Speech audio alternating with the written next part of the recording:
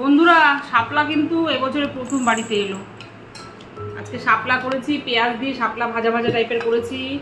আজকে অনেক কিছু রান্না বান্না আছে। মার পাতে প্রথমেই শাপলা ভাজা পড়ে গেল, তারপরে দিয়ে দিলাম কাঁঠালের বীজ ভাজা। এটাও মনে হচ্ছে এবছরের লাস্টে খাবো, কারণ আর কিন্তু বাজারে কাঁঠাল পাওয়া যাবে না। অনেক ধরনের রান্নাবান্না নিয়ে বসে পড়েছি। দেখো, প্রথমেই গরম গরম সাদা ভাত, তারপরে শাপলা, তারপরে এদিকে আছে কাঁঠালের বীজ ভাজা, একটা ডিম পোচ, তারপরে আছে মুগ ডাল দিয়ে লাউ শাক করেছি, এদিকে আছে লোটে মাছের ঝুড়ি বলবো না, একটু মাখা মাখা করেই করেছি, যেটা কালকে করেছিলাম থেকে গেছে। আর সবশেষে ইলিশ মাছ করেছি। আজকে কিন্তু বন্ধুরা অনেক কিছু আয়োজন নিয়ে বসে পড়েছি। কই খাওয়া শুরু করো, একটা কাঁচা লঙ্কা দেবো। শাশুড়ি মা ভীষণ কিন্তু কাঁচা লঙ্কা প্রেমী মানুষ, এনেছি কাঁচা লঙ্কা দিচ্ছি। আমিও শুরু করেছি শাপলা দিয়ে খাচ্ছি। হ্যাঁ, তুমি শাপলা দিয়ে খাও, আমিও শাপলা দিয়েই শুরু করছি।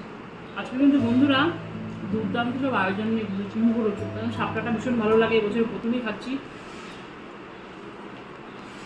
দারুণ।